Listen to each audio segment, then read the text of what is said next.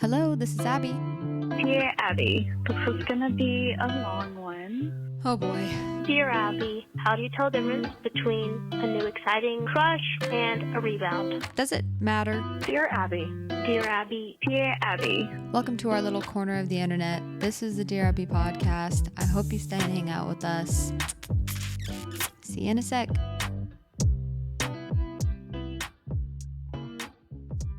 Welcome back, everyone, to Dear Abby. This is the Dear Abby podcast. I'm your host. My name is Cassandra.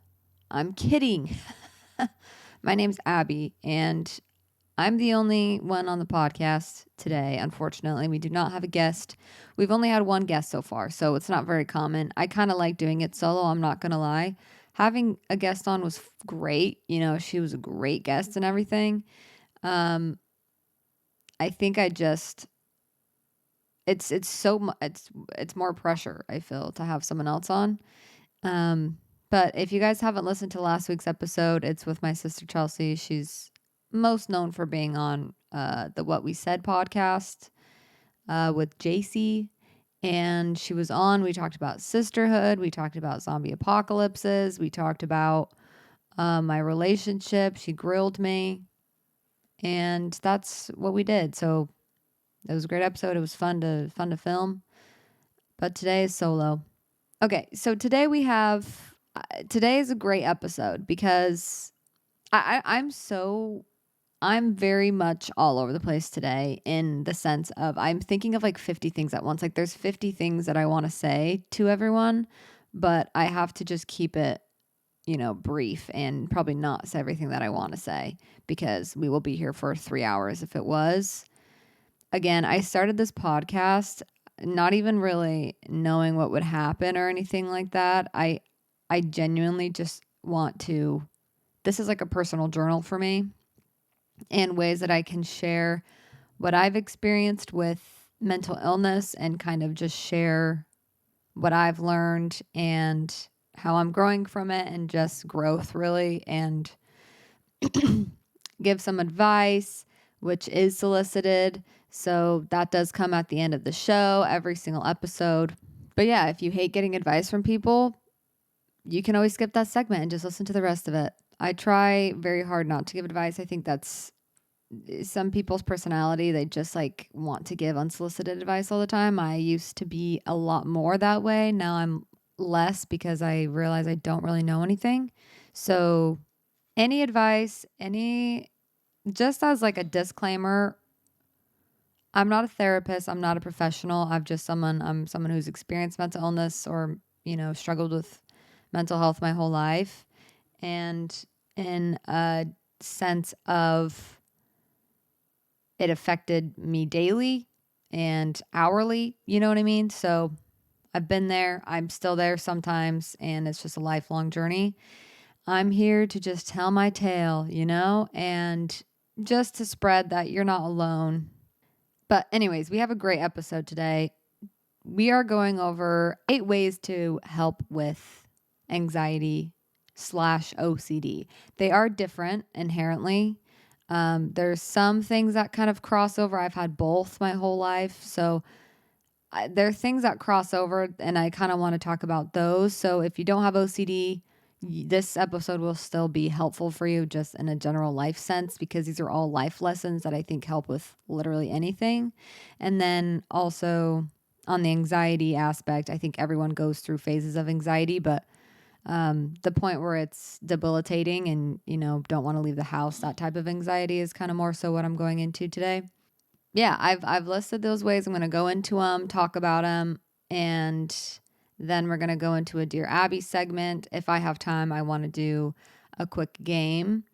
We'll see if I have time. I know I'm so bad at not doing the game. I genuinely am thinking about doing a second episode. I think probably a couple more months in, when I have the hang of the whole podcast thing, I do want to add a second episode, like on a Friday or Thursday. Okay. Or like a Monday or Tuesday. Or like my Monday or Wednesday episode will be this normal one, mental health more so, and life updates, that kind of stuff. And then the Dear Abby, and then a segment on like Friday or Thursday that's a game and different I don't know, like a different type of episode, more of a fun one. But we'll see. I think I just like doing games because it's fun for me, and I like having different like dynamics to the show, to the show, the podcast. So as I said, we're doing an episode today. Oh, okay. I guess I'll share some life updates really fast. So first one is I got a Huon tablet. I think it's called Huon. I think that's how you pronounce it. Pronounce it. Pronounce it. Pronounce it. What the heck is that? Pronounce it? That does not sound right. Um Anyways, I bought a little tablet to make art, like graphic art, and digital art was, I don't know what you would call it, but I've always been really interested in art, and I genuinely just want to be able to make Dungeons and Dragons characters and draw them and then paint them and then have sick characters that I can show people who my character is when I play, what they look like, everything like that. So that's what I really want to get good at. I don't know if it's going to be a career type thing. I would love for it to be, or to somehow make money from that, but that's something I've been working on. So I've been doing a bunch of tutorials on YouTube. I haven't gone to school for that or anything. I'm kind of just hoping I can do it from YouTube. So we'll see about that. And then I'm also, obviously, I'm like in between places right now. I still have my house, but right now my setup's at Keaton's. And then I have a new place I'm moving into in the next like 2 months. But yeah, if you're watching on YouTube, you'll see that it's a different setup. I don't have my lights, which sucks because that's like my vibe, you know? I feel naked without the blue, purple lights, like the pink lights, the orange lights. So I have my sunset lamp behind me to help with the ambiance, but you know, it's not the same. And I know that. And I will eventually get the coloring back one day for those who watch on YouTube. So just so you know, that's not going away. That's coming back, the lighting situation. As a former streamer, you know, that's just the vibe, is the lights in the background. It just makes me feel cozy, safe, and comfy. And for those that experience a lot of anxiety or just have a really overprotective brain, it's just sometimes comforting to have that really safe space that you can go back to, and not, you don't want to live only in there, you know what I mean? You want to push yourself out of that place and go explore things, but then it is fundamentally, as a human being, nice to have a home and a place that's comfy. And those lights just add it for me. So I'll get those back.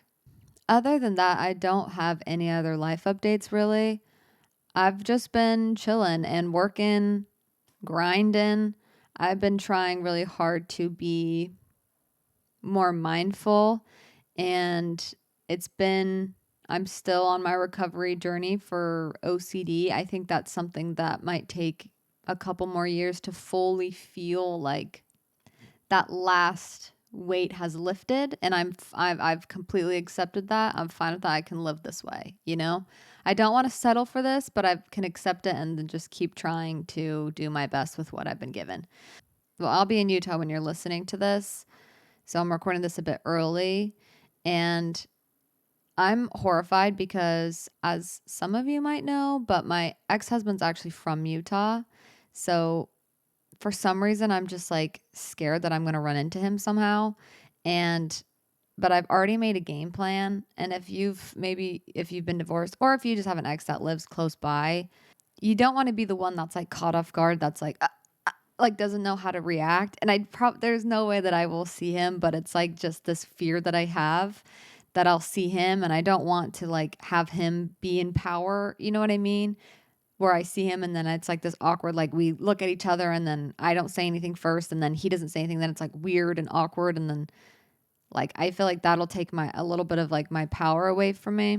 I just want to be able to just smile and be like, hey, and just show that I am not affected by it, you know?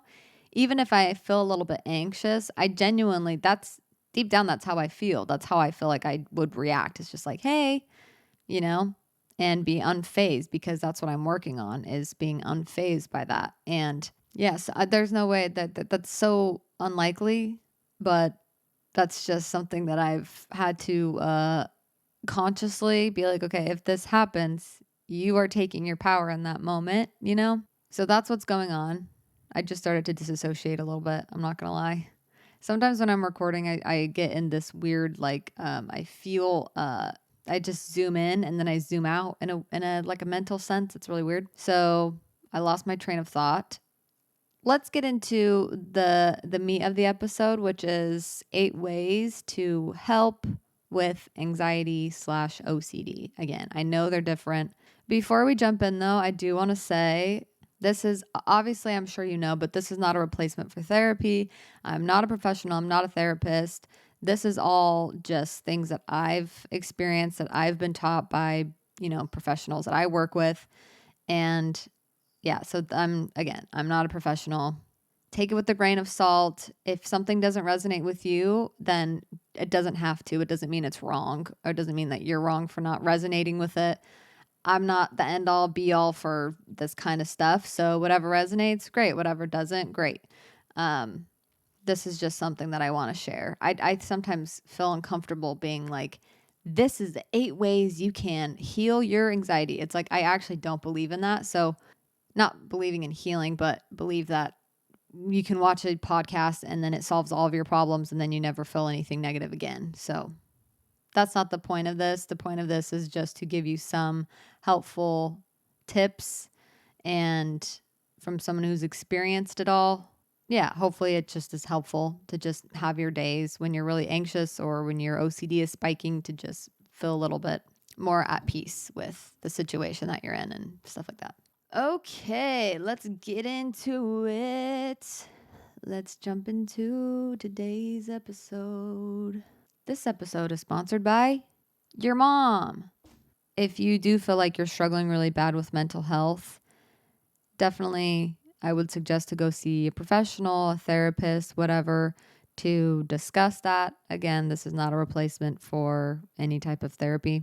You deserve to get specialized help. You deserve to get specialized care with your exact situation, with your brain, with your genetics, how you function. So I just want to say that if you also can't really afford a lot of therapy, if you could just save up. I know it's been expensive for me. I've spent thousands of dollars at this point in therapy. I feel like I've just prioritized that in my budget and prioritized no matter what, I have to go do this, even if that means I don't go out to eat as much, or if I don't live in the place that I would want to live, stuff like that, because it really is the main priority. And yes, you can survive without therapy, but I genuinely feel like you can grow and you can heal and you can have a better life by saving up, by doing everything you can to get to at least, even if it's one therapy session a month. Really get the most out of that therapy session. Be painfully honest with your therapist. If you don't think it's going to work, tell them that you don't think it's going to work. If you are annoyed at something they said, tell them that you're annoyed with something that they said. Stuff like that. Get as much as you can out of that one session. Have them give you homework to do.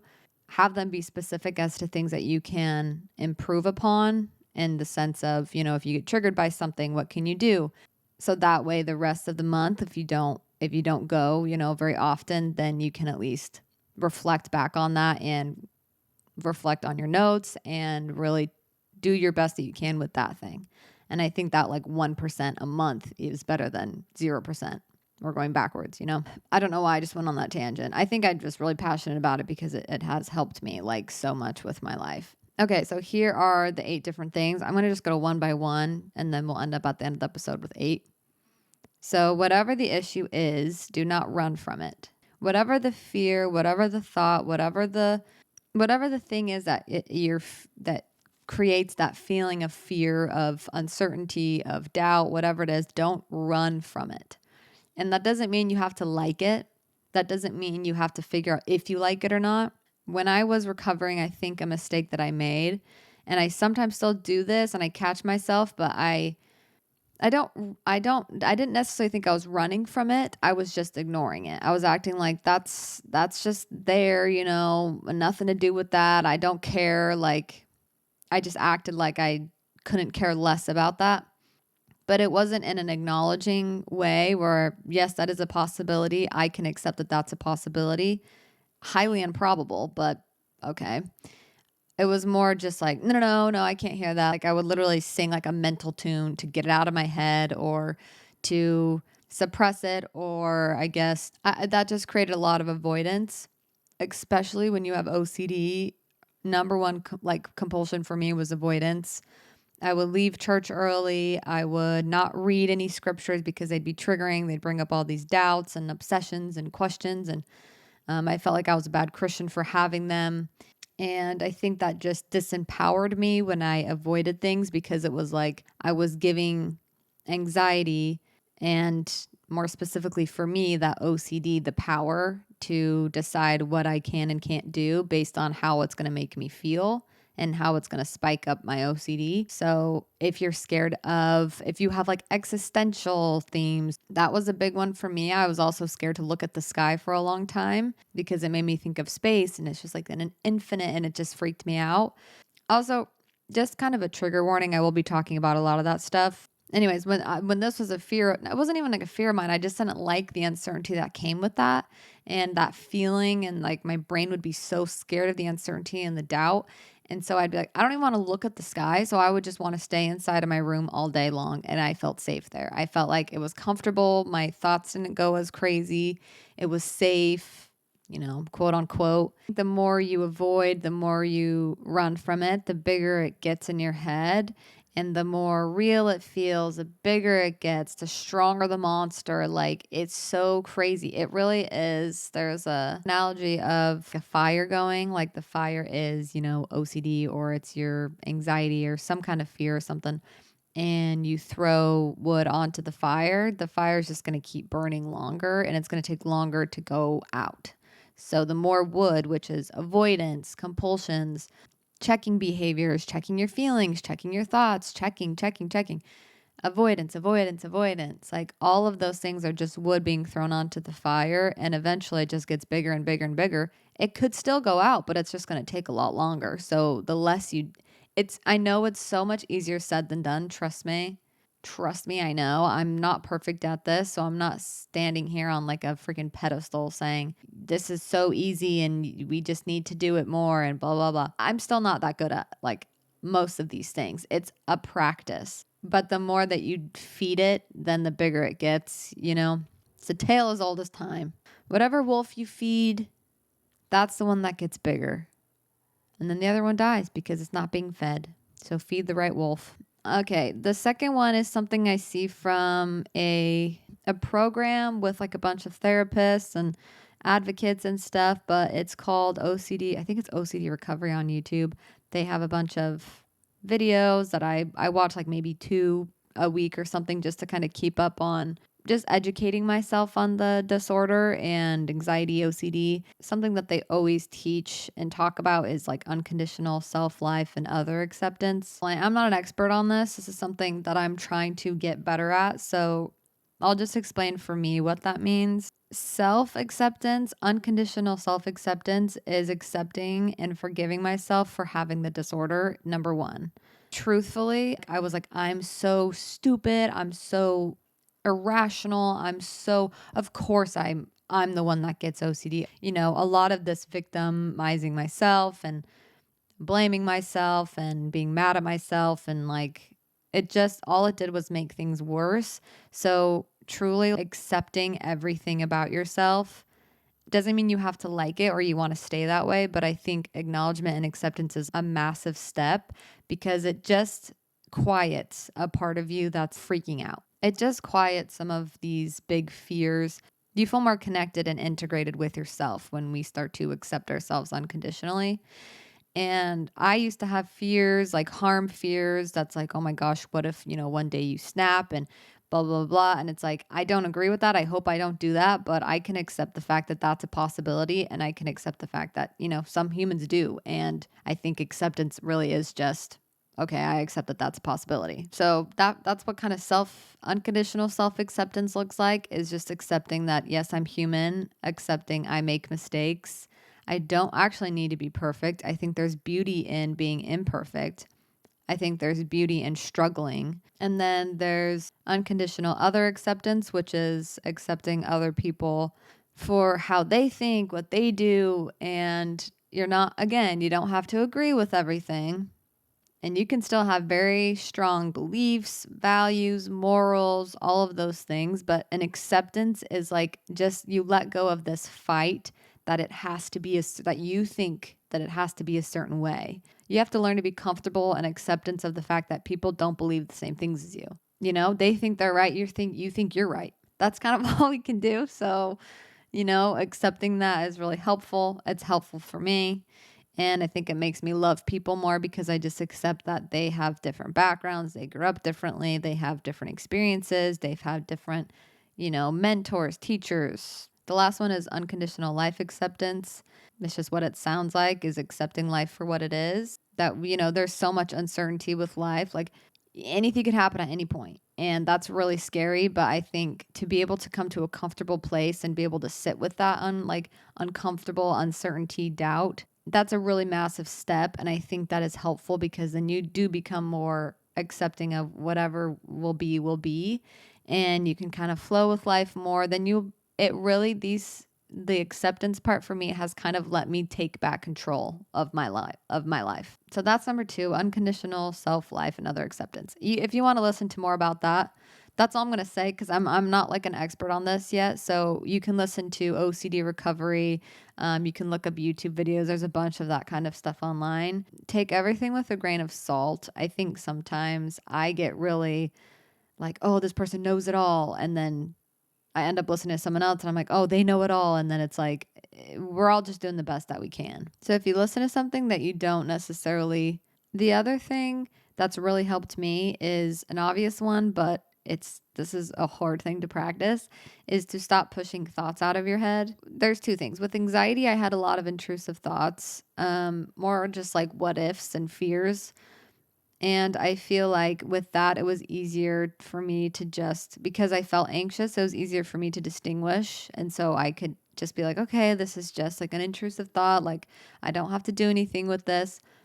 I think with OCD, I didn't want to do any of the thoughts that I was getting, but I still kept getting them and I wasn't feeling that anxious about them anymore. That really freaked me out. I was like, okay, great. So now I like these thoughts because now I'm not pushing them out. So now they're still coming in though. Why are they still coming in? And why don't I feel, anxious? Why don't I hate them as much as I used to? That's just what the disorder can do to you. It's like, it's literally so mean. It's like you have to hate the thought and then you're trying to recover. So you try not to hate it because you recognize it's just a thought. But then the second you start to actually do recovery work and you don't feel as scared by the thoughts, then it like makes you feel bad for not being scared. So it's like you literally can't win. How do you not push the thoughts out is a hard question because sometimes it feels automatic. When an intrusive thought comes in, or feeling, or sensation, or image, or something, to not push it out for me specifically, for me personally, it just looks like, it's just, I see you. Okay. I hear you. I see you. I don't know. It's hard not to suppress a thought. Sometimes I can feel like a thought is coming up. It's like the brain waves are forming and I know what it's going to be. I say no, no, no, no, no, like really fast in my head. And it's kind of like trying to suppress it, or don't try to overpower the thought. Like I stop trying to fight with it. I stop trying to show it that it's wrong. I stop trying to prove myself to it or anything like that. Just in case anyone else does this, I don't want you to feel alone. I used to have tics when I first was really struggling with OCD, like 24/7. I used to hit myself in the head. Sometimes I still catch myself doing this, and it's just like it's like a form of self-punishment. So this might be triggering this next part, but it felt good to hit myself or do something that inflicted pain, like pinch, or like I'd pinch myself really hard. And this was not that long ago. This was like maybe a year ago. I used to like push my stomach in, like physically. I used to flex my stomach to stop the surge of adrenaline. I used to shake my hands like this, almost like I'm pushing the thought away, waving the thought away. Um, and I realized as time went on that was just to prove to myself that I didn't like the thought. I'm still in recovery and I'm noticing that really is down to the core why I did it. It was just almost like I was scared and I wanted to prove to myself that I didn't like it, so I would shake it off. And as much as you don't like the thought, you don't have to prove to yourself that you don't like the thought. That's a major compulsive behavior, and that's just actually driving it even further. But I understand it feels so uncomfortable to not do something to show yourself that you don't like it. It is a long journey to not suppress thoughts if you've been doing this for a long time, but just try to do something different, I think, and it'll feel scary and vulnerable and uncomfortable, and you'll start to change as a person, which is kind of scary, but that's like where you get freedom, to the best of your ability right now with what you can do. Don't push the thought out. Even the one that's like, but she doesn't know that I have this theme. She doesn't know that I'm scared of this. Doesn't matter. Oh, yeah, but then your mind is like, well, what about this? Like, she doesn't know that I am struggling with this thought, like that it's a harm thought or it's blasphemous or it's whatever. It literally doesn't matter. Trust me, I would do that with everything I would listen to. It's like, show yourself compassion. Yeah, but they don't know that I'm supposed to be a good Christian. They don't know that I'm having thoughts about hurting my family. Like, they don't know all of these things. It literally, I'm not kidding.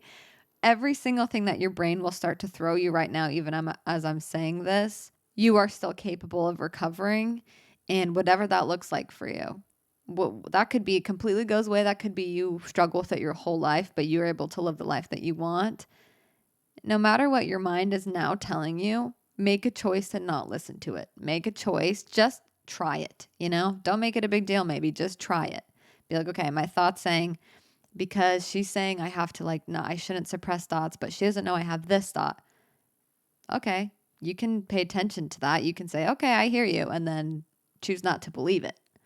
And then your mind might throw something else at you, and you're like, okay, yeah, it's scary to, like, kind of accept uncertainty about that because it's really important to me. But I'm not going to check to see if this is true. I'm not going to go back in my memory and try to find proof of that I am a good person. I'm not a good person, whatever it is. I hope I'm making sense to at least one person out there, I truthfully just want people to not give up, I feel like sometimes I overly identify with my mental illness, and that's a practice I'm trying to improve upon. And I really do feel like I'm in such a better place now, but I used to think that's all I was. And I just know that that's possible to get in a better place, which leads into the next one, which is just responsibility. Sometimes I blame my OCD or my anxiety for treating people not as good as I would want to, or like, I'm sorry I reacted badly, but I just feel really anxious, or, my OCD is just spiking. It's like, the more you tell yourself that you can't do things because of your anxiety or because of your OCD, like you're an outcast, I do feel like it's important to be careful as to what you're saying to your significant other, to your family, to whoever your support system is, and to yourself in your head and out loud. If it's always like a victim type of mentality, like I can't do this anymore, and it's constant, I think every once in a while, obviously everyone does this where we're like, oh, I'm so tired. Like, what even is this life? Like, I'm so exhausted. I can't do this anymore. But then, you usually pick yourself up and it's like a 20-minute breakdown or something, or a day or something, or 2 days. But I think when you're struggling with a mental illness and depression, I've gone through like depressive episodes. I don't want to move. I don't want to get up. Like, I don't even care. I feel apathetic. And I think even through that, I'm like, oh, well, I'm depressed. So like, don't make me do anything. As someone who's been in the trenches of that, you always have a choice to get up and do something, no matter how you feel. And this is where like kind of tough love comes in. And this is when people around me give me tough love, when I'm anxious or depressed or something, I literally hate them because I'm like, you don't understand what I'm going through. No, they don't, but they're technically right. You do need to get up because that's actually how you're going to at least get some enjoyment out of this life. And they're not trying to say it's not hard. I told Kian when I'm in a mood, or not a mood, but when I'm maybe like I'm in a depressive episode, or I'm super anxious, or I don't know, something's happening and I don't want to move, or I don't want to get out of bed, or I don't want to expose myself to something. This is what's helpful. Maybe you can say this to yourself as a way to be responsible, is like, you want to validate the part of you that's exhausted and tired and scared, because that is a part of you. But you also have a wise part of you that's like courageous and And so I think to speak to that part of you by saying, I know this is really hard and you've worked so hard to like even be alive or even be here right now. And I know it feels like you just want it to just everything to just be easy from this point on. But I think we can handle it. And I think if we get up and we move, it'll be good for us in the long run.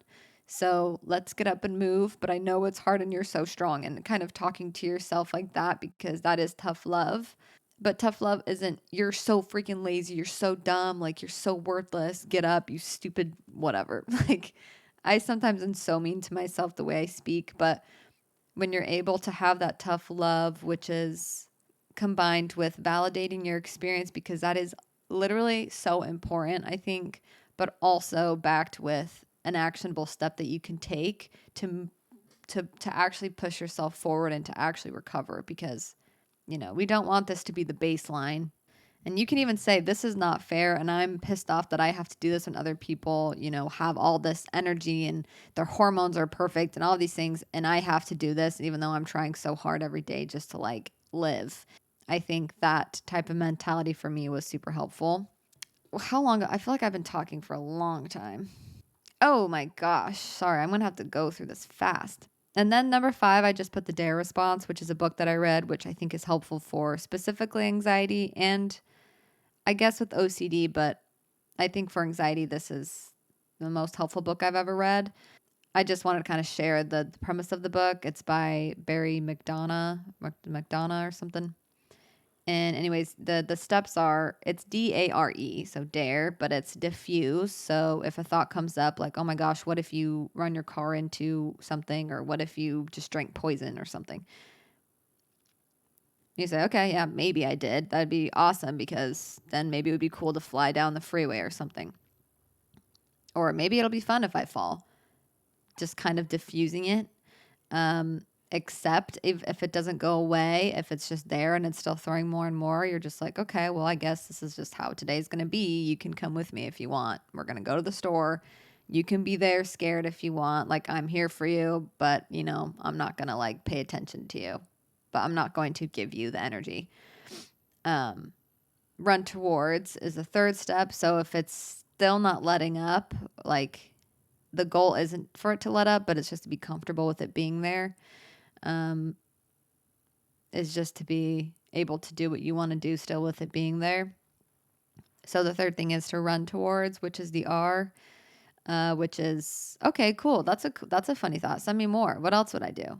You think I touched something and now I'm poisoned? Okay, cool. How many other things did I touch today that were poisoned? That's a scary one, but you kind of run towards, like, send me more of these thoughts, brain. And your brain's like, huh? And then it like, that for me is helpful when I'm like, okay, cool. Yeah, send me more of this. They're like, huh? What are you talking about? You want me to send you more of these? I thought you were scared. And then that slowly starts to kind of diminish. And then the last one is engage, which is just kind of re-engage with whatever you were doing. So if you were playing a game with your family and then you had all these thoughts come up and you start to kind of disassociate and kind of get into your head, then you do the steps. And then the last step is to, engage. So as much as you can, to just slowly start to like focus on your senses, start to trust your senses again. I can smell this, I can feel that, I can hear this. And then the 6th one I have is, everything you're doing will feel foreign if you've struggled with, if this is like a chronic thing that you've had most of your life, or even if it's been like 3 years or however long, it'll still feel foreign to do some of these things. You're going to have to be so patient with yourself, because it is so hard and scary to do things that are just out of your comfort zone. You're not used to doing them. So if it's really hard for you to just even accept thoughts, or to start to accept other people, like even those small things that maybe are uncomfortable for you, you just haven't practiced, just remember that it is a practice. Just be kind to yourself, patient with yourself. It's a practice. When you start something for the first time, you're not great at it. Same thing with mental recovery. When you first start it, you're like, this feels horrible. And I'm confused because I'm used to doing this my whole life, but I didn't know I could do this. So just, it's okay. It's going to feel uncomfortable and it's going to feel vulnerable. You're going to feel very vulnerable, and you're going to feel like you're becoming this new person, which can be scary, but just like flow with it. Just trust it. trust like God, or for me, I have to trust God. If you believe in something else, trust that and just kind of move with it. Okay, 7. Okay, so just recap. 6 was just everything will feel foreign and it's a practice. So just gently remind yourself when you feel like you've messed up or something. It'll take time and you're practicing. Number 7 is self compassion.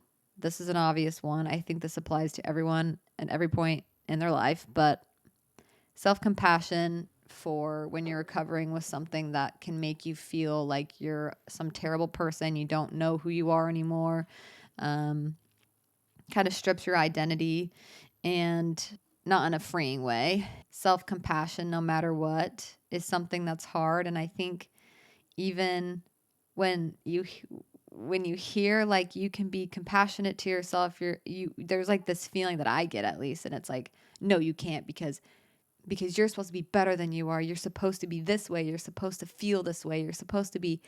It's like you just get a feeling that you're exempt from that, or that you actually don't qualify for that, when in reality, yes, you do. Like, I genuinely believe that everyone can hold themselves with compassion no matter what.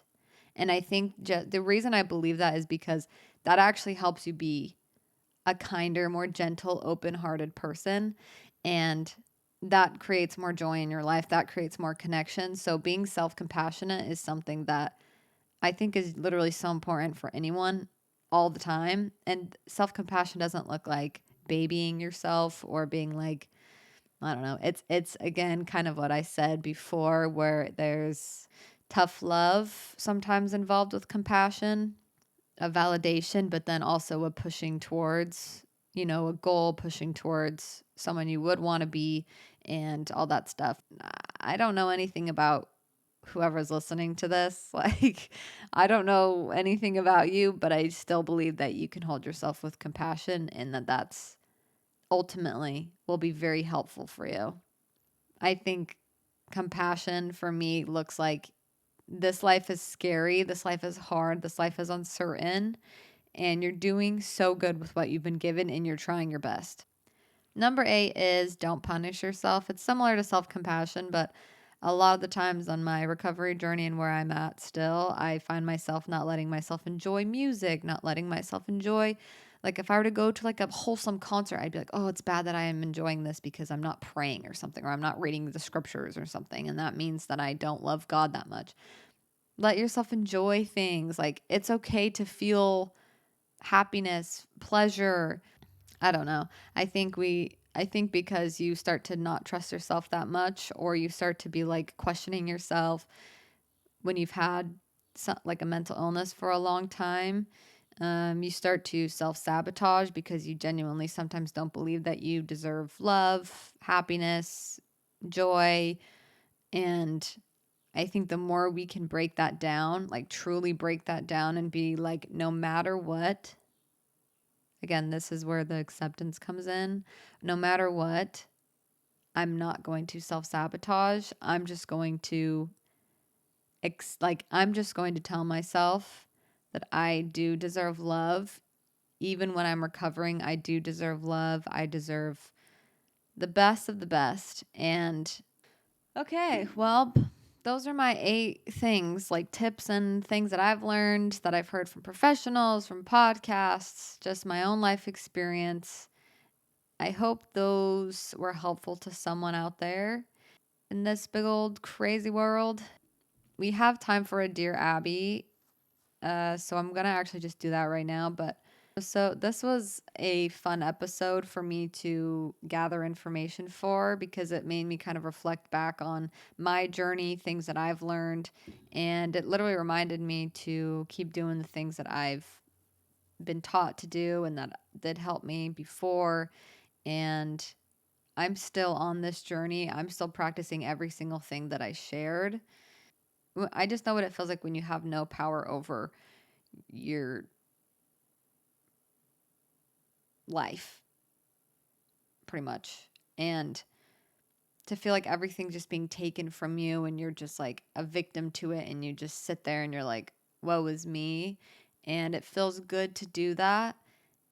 And we all do that every once in a while. But I think for me with OCD specifically and anxiety, I let it kind of run my life story for a long time. So now that I'm trying to break that pattern, it's really hard, but it's very freeing because I'm not bound anymore by like this need to understand and control everything. And it's beautiful. It's beautiful to trust. Truthfully, I think that's like, it's scary, but it's beautiful to trust. Oh my gosh, that was mentally and emotionally a roller coaster right there. That was a lot for me to unpack and explain. I could talk about, I think every single one of those things I could have a full episode on, and I probably will eventually. But those are just quick 8 things. Okay, so here's our Dear Abby question. Dear Abby, I just wanted to start off by saying that I love you and your podcast so far. She's like, we'll see. The advice that I wanted was, so I am a sophomore in college studying to be a dietitian currently. And I wanted advice because I have struggled a lot with my relationship with food in the past. And I still go in phases of struggling with it. And I was just wondering, how would I become a dietitian when I'm struggling with food myself?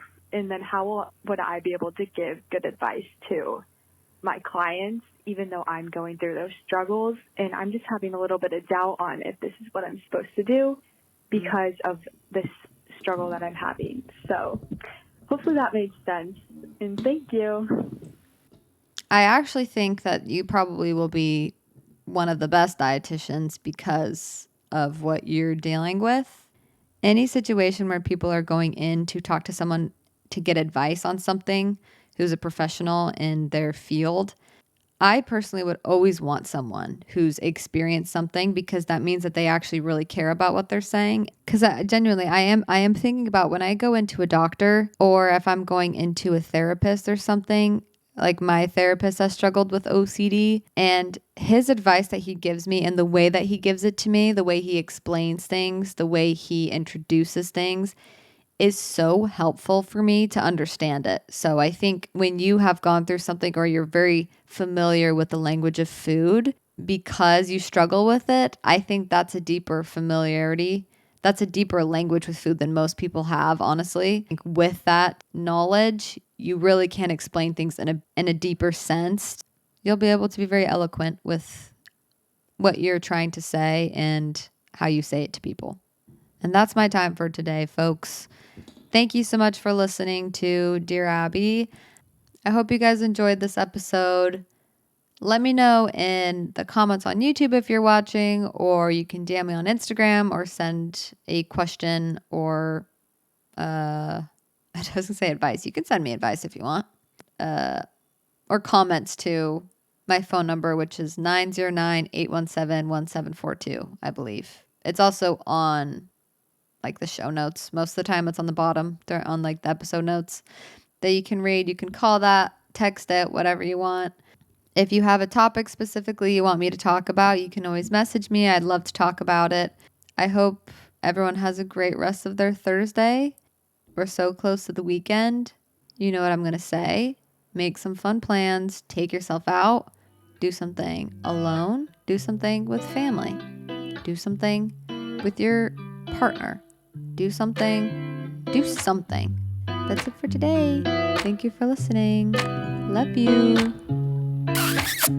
Bye. 우회전 taking a ride to journey. 눈치 보면서 들어가 할 때 찾아 나머진 바빠 개설레임 바꾸는 사람